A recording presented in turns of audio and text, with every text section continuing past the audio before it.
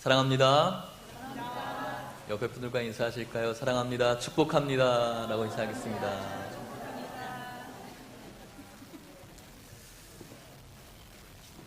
제가 지난 한 주간 살면서 이런 글을 봤어요. 짧은 시인데 잘 들으셔야 이해가 될 것 같아서 귀를 한번 쫑긋 세워보시고 짧으니까 잘 들으시고 이해해 보세요. 최대호라는 사람이 지은 시입니다. 제목은 한 스푼이라는 시예요. 누군가 나에게 아메리카노를 주었어. 나는 쓴 커피는 안 좋아하는데 시럽은 없고 그냥 먹기에는 너무 써서 네 생각을 넣었어. 감동이 오지 않으십니까? 좀 굉장히 감동적이었는데 이 말 듣고 그녀에 대한 생각이 너무나 달콤하니까 아무리 쓴 커피도 달다라는 이런 내용이죠. 사랑 여러분, 지난 한 주간 저도 굉장히 쓰디 쓴 아메리카노와 같은 그런 삶을 살았던 것 같아요. 그래서 세상에 많은 이것저것 내가 하고 싶은 유익의 시럽을 생각해보고 또 넣어봤지만 그 쓴 맛을 극복할 수 없었던 것 같아요. 기도하면서 그 쓰디 쓴 아메리카노와 같은 한 주 동안 놀랍게도 이곳에 있는 여러분들을 넣었더니 제 마음 가운데 은은한 달콤함이 찾아왔어요. 그래서 여러분들에게 이런 말을 하고 싶었어요. 보고 싶었습니다. 여러분들의 관계도 이런 관계가 있었으면 좋겠습니다. 그런 의미에서 다시 한번 같이 인사해 볼까요? 보고 싶었습니다 라고 인사해 볼까요?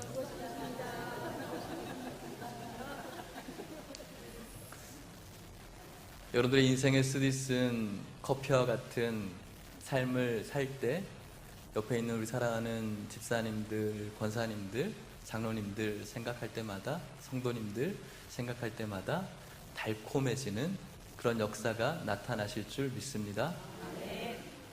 그럼에도 불구하고 우리가 극복할 수 없는 인생의 쓰디 쓴 맛을 볼 때가 있죠.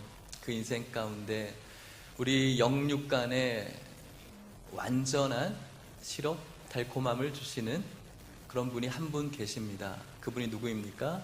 예수 그리스도이십니다. 믿으십니까? 아무리 쓴 인생이라고 할지라도 우리들의 모든 영육에 그분을 생각하고 묵상할 때 그분이 주시는 완벽한 달콤한 영육의 인생이 있을 줄 믿습니다. 오늘 우리들이 이곳에 모인 이유가 그것 때문이죠. 힘들고 지쳐있는 우리들의 인생 가운데 찾아오신 그 예수 그리스도, 그 예수 그리스도께서 주시는 한량없는 은혜, 그 은혜 가운데 넘치는 삶의 기쁨, 그리고 도전, 그리고 주님께서 허락하여 주시는 결단들, 이 모든 것들이 이 예배 속에서 저와 여러분들에게 이루어질 수 있기를 축복합니다. 오늘도 그 예수님께 집중을 하려고 합니다. 우리가 읽은 사도행전 1장의 말씀은 예수님께서 이 땅 가운데 오셨던 모든 사역의 역사를 마치시고 죽으시고 부활하시고 마지막으로 하나님의 나라에 대한 이야기를 자신의 제자들에게 말씀하시면서 제자들이 보는 앞에서 하나님의 나라로 올라가신 장면이 우리가 읽었던 사도행전 1장 1절에서 11절 말씀 가운데 나오고 있습니다. 사랑하는 여러분, 여러분들이 생각을 해보셨는지 모르겠지만 저는 가끔 이런 생각을 해봤어요. 예수님께서 제자들에게 말씀하신 귀한 사역들이 있어요. 복음을 전해야 되는 것이겠죠. 그런데 제자들의 어떤 능력 말고 예수님께서 좀 오래 남아서 제자들과 함께 하신다면 제자들의 사역이 조금 더 역동적이고 또 능력 있는 사역이 되지 않으셨을까? 예수님께서 제자들과 오래오래 머물면서 주님이 주시는 귀한 능력을 가지고 제자들과 함께 하셨다면 조금 더 뭔가 편하고 멋지고 나이스하게 복음이 증거되지 않았을까? 왜 이렇게 예수님께서는 빨리 올라가야 됐을까라는 의문이었어요. 어떻습니까, 여러분들은? 그런 의문 생기지 않으세요? 왜 그랬을까? 왜 하나님의 나라로 이렇게 빨리 올라가셔야 됐을까? 이런 묵상을 하다가 하나님의 말씀을 보면서 깨달은 것이 있어요. 그것은 바로 요한복음 19장 30절 말씀인데요. 같이 한번 읽어보도록 하겠습니다. 시작. 예수께서 신 포도주를 받으신 후에 이르시되 다 이루었도다 하시고 머리를 숙이니 영혼이 떠나 가시니라. 아멘. 이 말씀을 묵상하다가 다 이루었도다 이 말씀에 꽂힌 거예요. 다 이루었다는 것이죠. 무엇을 이루셨을까라고 생각을 해봤어요. 예수님께서 이 땅 가운데 육신으로 오시기로 말씀하신 하나님의 예언의 말씀을 이루신 것이죠. 이 땅 가운데 오셔서 주님께서 하셨던 많은 사역들, 무엇으로 근거를 삼을 수가 있는 것이죠? 구약에 말씀하신 하나님의 말씀을 예수님께서 공생의 기간 동안 이루신 것이죠. 구약에서 메시아에 대한 예언의 말씀이 수없이 많이 나와 있습니다. 그분의 고난 당하심, 순환 당하심, 고초 당하심을 주님께서 이루신 거예요. 십자가에 대한 예언의 말씀들이 있습니다. 그 십자가의 사건 역시도 하나님의 말씀의 근거에서 예수님께서 이루신 것이죠. 그리고 하늘에 올라가는 것 역시도 하나님의 말씀을 이루시기 위해서 올라가신 거예요. 이것을 바라볼 때 우리가 무엇을 생각할 수 있어야 될까요? 예수님의 모든 사역은, 예수님의 모든 행동들은 하나님의 말씀을 이루기 위해서 하신 목적이 있었다는 거죠. 그것이 바로 예수님께서 저와 여러분들에게 보여주신 순종이라고 할 수가 있는 겁니다. 예수님이라고 왜 자신의 마음과 자신의 뜻대로 하고 싶지 않으셨겠어요? 자신을 향해서 억울하게 날라 들어오는 그 수많은 비수를 물리치고 예수님의 능력으로 다 갚아줄 수 있음에도 불구하고 왜 예수님께서는 가만히 있어야 됐겠어요? 하나님께서 하신 그 말씀을 이루기 위한 순종의 목적이죠. 예수님께서 지금까지 했었던 모든 사역의 근거는 하나님의 말씀이셨다는 사실을 기억할 때 저와 여러분들에게도 이 땅 가운데 살아가야 되는 삶의 지표가 있다는 사실을 명심하십시오. 무엇입니까? 하나님의 말씀이라는 것입니다. 예수님께서 저와 여러분들에게 주셨던 이 순종의 모습이 저와 여러분들에게도 모든 삶 가운데 넘쳐날 수 있기를 주님의 이름으로 축복합니다. 능력의 예수님이시지만, 무엇이든지 할 수 있는 예수님이셨지만 하나님의 말씀 가운데 순종하셨던 것처럼, 겟세마네의 기도처럼 쓴 잔을 마시기를 원치 않은 마음이 있음에도 불구하고 아버지의 뜻대로 하시라고 하셨던 그 예수님의 순종처럼, 오늘 저와 여러분들이 우리들의 만족과 우리들의 기분을 기준으로 하고 싶은 것들이 너무나 많이 있지만, 그럼에도 불구하고 내 삶 가운데 아버지의 뜻이 이루어지기를 원하는 그 순종, 그 순종이 여러분들의 삶 가운데 충만할 수 있기를 주님의 이름으로 축복합니다.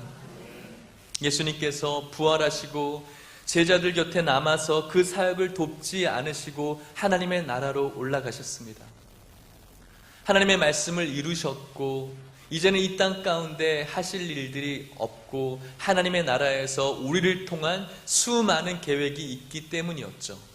왜 그러셨을까요? 오늘 우리가 집중하고자 하는 것은 예수님께서 왜 하나님의 나라로 올라가셔야 됐는가입니다. 하나님의 나라에 무엇이 있기에 예수님께서 올라가셨을까요? 말씀을 또 읽어봅시다. 요한복음 14장 2절 말씀입니다. 자막을 보시고 읽겠습니다. 시작. 내 아버지 집에 거할 곳이 많도다. 그렇지 않으면 너희에게 일렀으리라. 내가 너희를 위하여 거처를 예비하러 가노니. 아멘. 예수님께서 하나님의 나라로 올라가신 이유가 무엇입니까? 내가 너희를 위해서 무엇을? 거처를. 거처가 무엇입니까? 우리의 집. 하나님 나라에 있는 영원한 우리의 집을 예비하기 위해서 우리 예수님께서 이 땅 가운데 머물지 아니하시고 하나님의 나라로 올라가셨다는 사실을 믿을 수 있기를 축복합니다. 하나님의 나라에 여러분들의 무너지지 않는 영원한 집이 있다는 사실을 믿으십시오. 잘 믿음이 생기지 않으시겠죠. 많은 분들을 만나보면서 집에 대해서 이야기할 때가 종종 있어요. 그래서 어떤 분들은 본인이 분양받은 집이 되었다고, 추첨한 집이 돼서 그 분양할 집을 생각하는 거죠. 그것을 이야기할 때 얼마나 신나하시는지 몰라요. 가슴이 막 흥분되어지고 두근거리고 들어갈 그 집만 생각하면은 먹지 않아도 배부른 것이죠. 이런 기분 느껴보셨습니까? 하나님의 나라에 대한 두근거림과 떨림과 기대와 소망은 우리 마음 가운데 조금 없는 것 같은데, 눈앞에 보여지는 분양된 아파트에 대한 열망과 소망과 두근거림은 우리들에게 충만하다는 거예요. 무엇이 잘못된 것입니까? 하나님 나라에 우리들에게 무너지지 않는 영원한 집, 이 땅의 나라의 집과 비교되어지지 않는 영원한 가치 있는 그 집이 우리들에게 있음에도 불구하고 우리는 하나님의 나라에 대한 열망과 두근거림과 소망은 없고 이 땅에 있는 집에 향해서만 집중하고 초점을 맞추고 그것에 대해만 만족하고 두근거리는 삶을 살아간다는 것. 왜 이런 삶을 살아가야 되는 것이죠?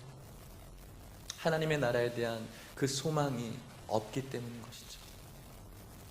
예수님께서 우리의 집을, 거처를 마련하기 위해서 하나님의 나라로 올라가셨다는 이 말씀이 우리 마음 가운데 새겨지지 못하고 있기 때문에 그런 것은 아니십니까? 한 주 동안 여러분들 살아오시면서 무엇에 집중하고 무엇에 초점을 맞추고 무엇이 여러분들에게 있어서 가슴 떨리는 그 흥분이었고 좋은 느낌이었습니까? 이 땅의 것을 바라보고 이 땅에서 채워진 어떤 만족만 여러분들에게 있어서 기쁨과 즐거움이었다면은 다시 한번 이 말씀을 통해서 우리들의 삶을 점검해 볼 수 있기를 원합니다. 영원히 무너지지 않는 하나님의 나라에서 주어지는 놀라운 집이 있음을 기억하지 않고 믿지 않고 그저 이 땅의 것들만 몰두하고 있는 우리들의 감정이라면 무언가 우리가 잘못되어져 있다는 것이죠.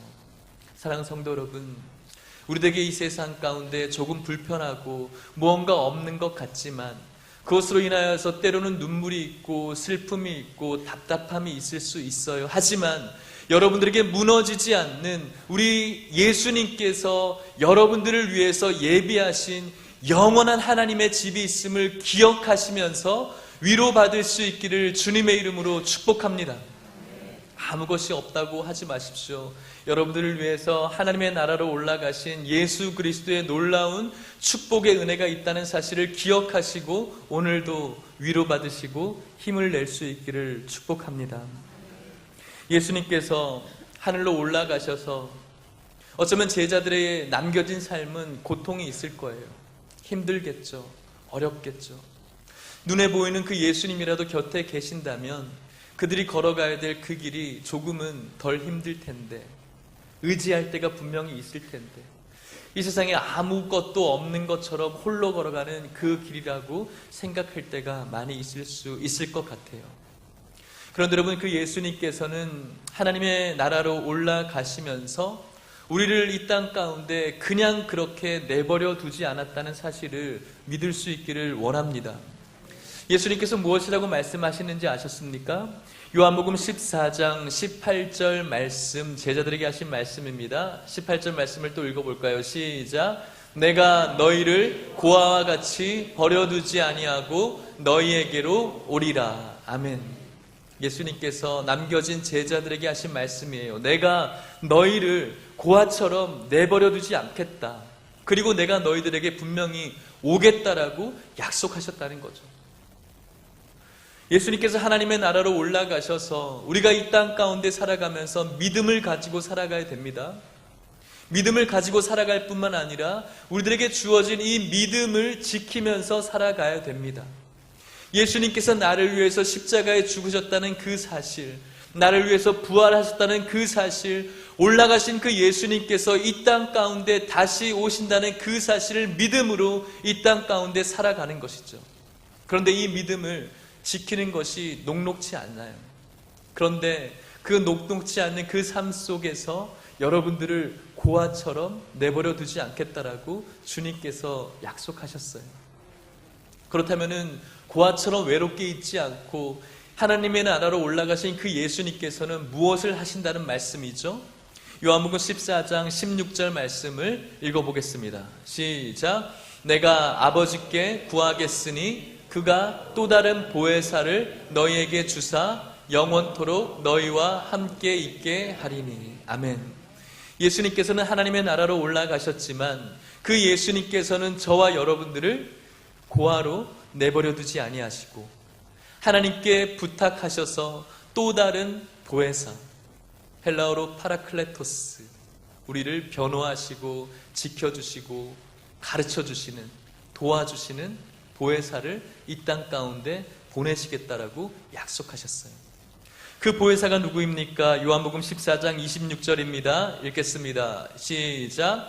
보혜사 곧 아버지께서 내 이름으로 보내실 성령, 그가 너희에게 모든 것을 가르치고 내가 너희에게 말한 모든 것을 생각나게 하리라. 아멘. 믿으십니까?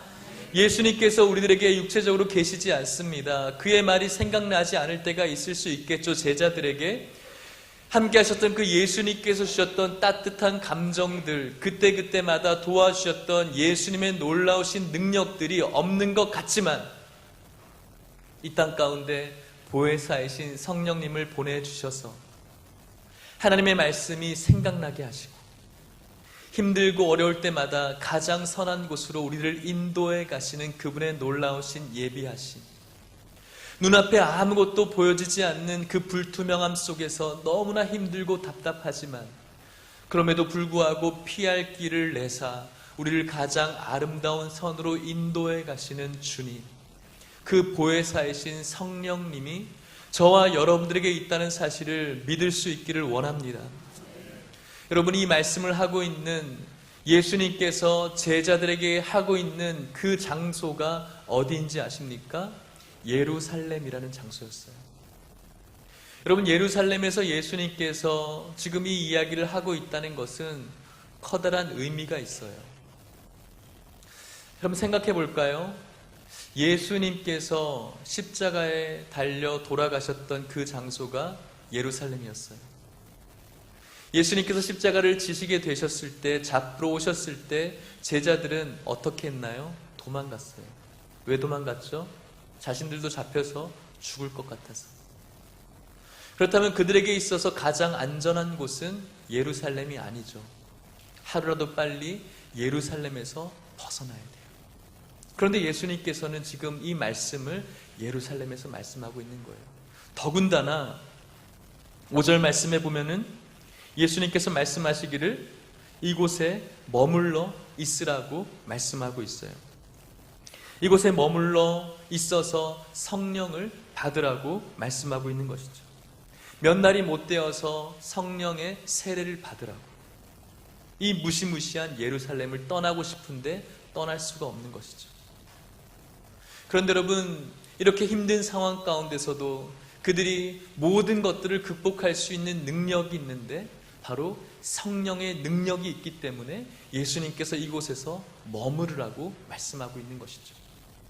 우리가 읽은 본문 말씀 사도행전 1장 8절 다시 한번 읽어볼까요? 사도행전 1장 8절입니다. 시작. 오직 성령이 너희에게 임하시면 너희가 권능을 받고 예루살렘과 온 유대와 사마리아와 땅끝까지 이르러 내 증인이 되리라 하시리라. 아멘.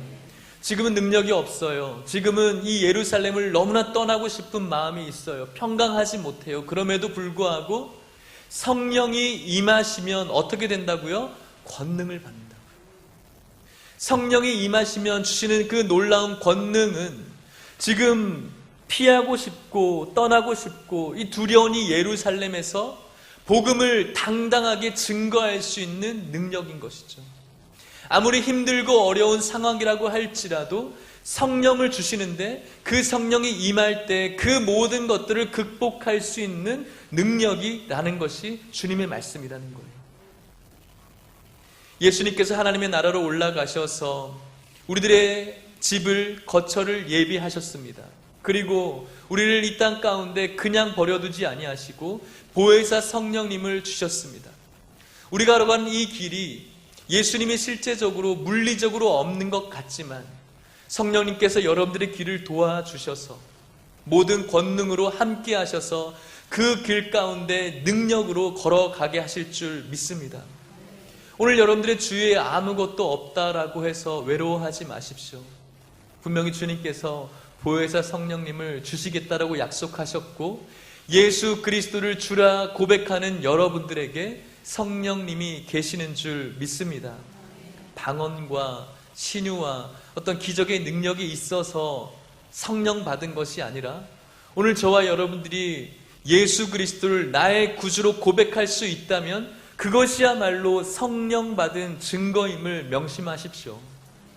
그 성령님께서 오늘 여러분들의 발걸음을 지키고 있음을 기억할 수 있기를 주님의 이름으로 축복합니다. 그 예수님께서는 하나님의 나라로 올라가셨습니다. 올라가신 이유가 우리들이 살아가야 될, 영원히 살아가야 될 거처를 예비하고 또 하나님의 나라에서 성령을 주시기 위해서 올라가셨지만 궁극적으로는 이 땅 가운데 다시 오시기 위해서 올라가셨습니다. 오늘 우리가 읽은 말씀처럼 말이죠. 제자들 앞에서 올라가시면서 그대로 오시게 될 것이라고 말씀하셨죠. 어떤 분들은 그냥 처음부터 끝까지 있으면 되지 올라간 걸 또 왜 내려오느냐라고 묻는 분이 있을지 모르겠어요. 하지만 초림하신 예수님과 다시 오실 예수님의 속성이 완전히 달라요. 주님께서 이 땅 가운데 첫 번째 오셨던 그 이유는 화목해 하시기 위해서 오셨어요. 예수님께서 예루살렘에 십자가를 지시기 위해서 입성하셨을 때 탔었던 짐승이 무엇입니까? 나귀였죠. 그 나귀는 겸손을 의미하고 평화를 의미해요. 하나님과 인간의 관계를 화목해 하기 위해서 평화의 왕으로 오신 그 예수님이 예루살렘으로 나귀를 타고 입성하고 계시죠. 근데 그 주님께서 이제는 하나님의 나라로 올라가셨고 이 땅 가운데 다시 오실 때는 백마를 타고 내려오시는 거예요. 백마와 탈을 그 형상을 가지고 내려오는 거죠. 그것은 이 땅 가운데 전쟁의 승리를 상징하는 것이고요. 이 땅 가운데 오실 심판주의 모습을 부각시키고 있는 거예요. 그래서 주님께서는 다시 오셔서 이 땅의 모든 사단 마귀의 전쟁을 온전한 승리를 가져오시고 이 땅의 모든 인생들을 심판하시기 위해서 이 땅 가운데 오시게 되는 것이죠. 그 예수님을 맞을 준비를 우리가 어떻게 하고 있는지 되돌아 봐야 됩니다. 사랑하는 여러분, 예수님께서 그렇게 이 땅의 심판주로 승리자로 오실 그때에 우리들에게 일어날 일들은 어떤 것이 있을까요? 성경이 무엇이라고 이야기합니까? 데살로니가 전서 4장 16절 17절 말씀을 같이 읽어보도록 하겠습니다. 데살로니가 전서 4장 16절 17절입니다. 시작. 주께서 호령과 천사장의 소리와 하나님의 나팔 소리로 친히 하늘로부터 강림하시리니 그리스도 안에서 죽은 자들이 먼저 일어나고 그 후에 우리 살아남은 자들도 그들과 함께 구름 속으로 끌어올려 공중에서 주를 영접하게 하시리니 그리하여 우리가 항상 주와 함께 있으리라. 아멘. 주님이 우리를 영접하시고 우리도 주님을 영접하는 그날이 오게 된다는 것이죠. 사랑하는 여러분, 혹시 예수님께서 언제 오시는지 아시는 분들 있으십니까? 아시면 회개하셔야 됩니다. 예수님께서 이 땅 가운데 언제 오시는지 아무도 알 수 없습니다. 하지만 우리들이 아는 건 분명히 있어요. 그 예수님께서 반드시 온다는 사실이에요. 그 예수님께서는 하나님의 나라로 올라가셔서 우리의 거처를 예비하시고 이 땅 가운데 살아가는 여러분들의 인생을 위해서 성령님을 내려주셨고 머지않아서 이 땅 가운데 분명히 다시 오실 줄 믿습니다. 그분이 이 땅 가운데 다시 오실 때 우리는 그분을 영접할 것이고 그분 역시도 우리를 영접하신다라고 주님께서 약속하셨습니다. 이 놀라운 사실을 우리가 믿음으로 주님 오심을 기다릴 수 있는 주님의 신부가 될 수 있기를 주님의 이름으로 축복합니다. 말씀을 마치도록 하겠습니다. 여러분들이 이 땅 가운데 사시면서 수많은 영적인 싸움들, 고민과 문제로 여러분들의 열정과 또 여러분들의 에너지를 다 쏟아내고 있다는 사실을 알고 있습니다. 물론 그렇게 살아가셔야죠. 수많은 어려움과 문제 속에서 여러분들이 가지고 있는 모든 것들을 다 쏟아부어서 그것들을 극복하시는 것이 맞을 수가 있습니다. 하지만 여러분, 그러는 동안 우리 예수님께서 정해진 시간에 분명히 다시 오실 거란 사실도 알고 있는지는 모르겠어요. 여러분, 그 주님 하나님의 나라로 올라가신 그대로 다시 오실 그 주님을 어떻게 맞이할 준비를 하고 계십니까? 성경은 그러므로 깨어 있으라고 명령해요. 주님께서 이 땅 가운데 분명히 오시는데 우리를 향해서 깨어 있으라, 근신하라고 말씀하고 있어요. 깨어 있으라라는 말은 알러트라는 말인데 그 말의 명사형은 준비태세, 전투태세라는 말을 갖고 있어요. 깨어 있으라. 여자분들은 잘 이해를 못할 수도 있는데 남자들은 군대에 가서 준비태세라는 훈련이 있어요. 준비태세라는 그 작전이 발동되어지면 바로 군장을 싸고 군화를 신고 총을 꺼내고 위장을 하고 내무반에서 대기를 하는 거예요. 그 준비태세의 기간이 풀릴 때까지 군장을 그대로 또 군복을 그대로 군화를 신고 침상에서 잠이 들어야 돼요. 그때가 풀릴 때까지. 그게 바로 준비태세예요. 어떻습니까, 여러분? 영적인 눈을 들어서 오늘날 우리들의 세대를 바라보면 평화의 시대라고 할 수가 있을까요? 아니에요. 깨어있으라. 전시체제죠. 준비태세예요. 여러분들이 영적인 군장과 영적인 총과 군화를 신고 준비태세를 가지고 언제든지 모든 사단과 악한 세력과 맞서 싸울 수 있는 영적인 준비를 해야 돼요. 그리고 이 땅 가운데 분명히 다시 오실 예수 그리스도를 맞이할 수 있는 준비를 해야 된다는 것이죠. 그런데 여러분, 오늘날 여러분들의 삶은 어떠십니까? 이 영적인 준비태세를 생각하시면서 여러분들이 영적인 군장을 꾸려야 되는데 여러분들의 전쟁 물품은 어디로 갔는지 온데간데 없이 여러분들의 전쟁 무기인 기도와 말씀과 찬송과 예배의 모습은 온데간데 없이 오늘 너무나 평안한 삶이야, 오늘 나의 신앙생활 너무나 재밌어라고 낙관하고 방관하고 있지는 않습니까? 여러분들이 들어야 될 그 총은 녹슬어서 작동도 되지 않은 채 그냥 한켠에 놓여져 있지는 않냐는 것이죠. 여러분들의 영적인 방독면은 치명적인 공기를 걸러내야 되는데 그것들을 기능을 하지 못하고 먼지만 쌓여져 있는 여러분들의 준비태세는 아니라는 것이죠. 사랑하는 성도 여러분, 좋은 게 좋고 늘 좋은 말만 하면은 우리들의 평화의 시대가 있는 것 같지만 그렇지 않아요, 여러분. 주님께서 분명히 이 땅 가운데 그대로 오신다라고 오늘 말씀 가운데 약속하셨습니다. 다시 오시는 그때는 이 땅 속에 승리자로 심판주로 오시겠다라고 말씀하고 있는 것이죠. 어떻게 주님 만날 준비를 하고 계십니까? 무엇으로 주님 만날 준비를 하고 계십니까? 다시 한번 영적인 눈을 들어서 여러분들의 삶을 바라볼 수 있기를 주님의 이름으로 축복합니다. 주님께서 하나님의 나라로 올라가셔서 여러분들의 거처를 예비하고 있다는 사실을 믿을 수 있기를 바라고요.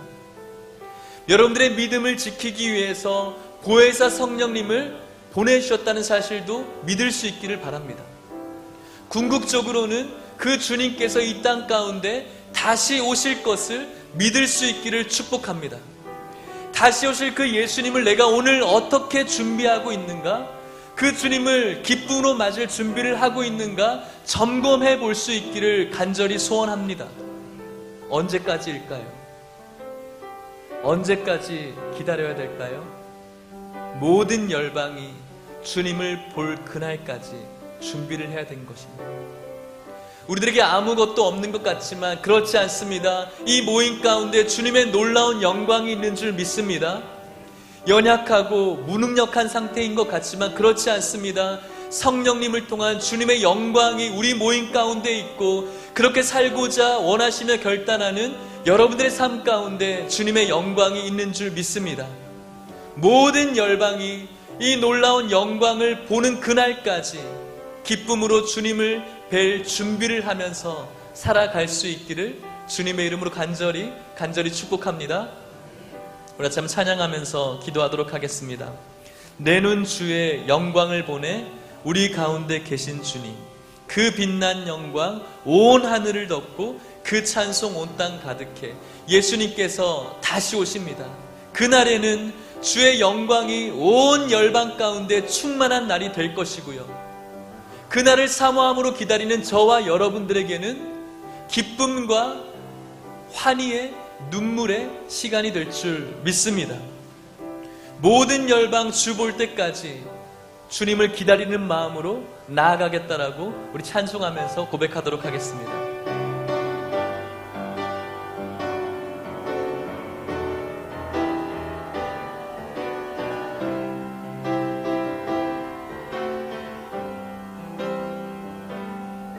내 눈 주의 영광을 보내 우리 가운데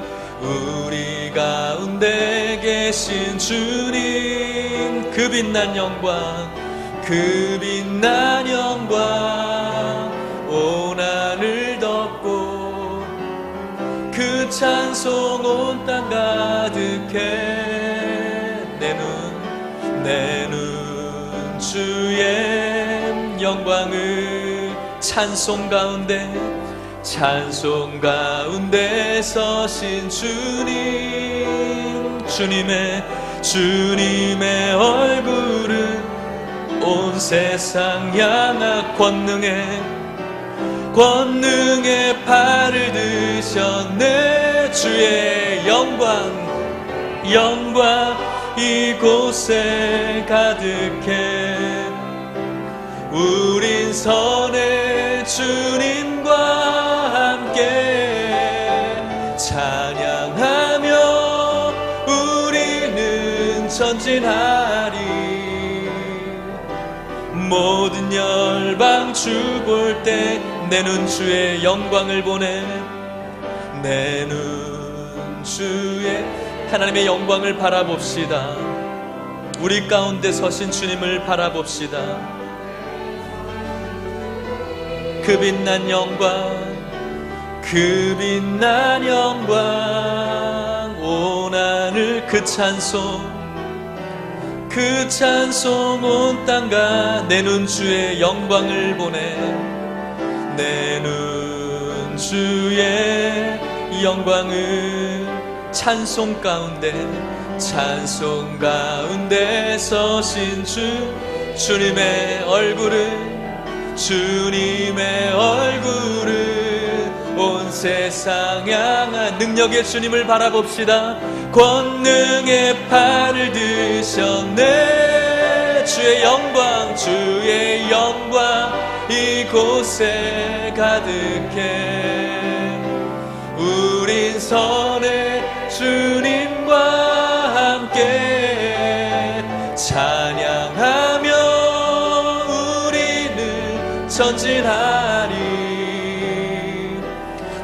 우리 다시 한번 주님의 이름으로 선포합시다. 주의 영광 이곳에 가득해. 주의 영광 이곳에 주님과 서기를 원합니다.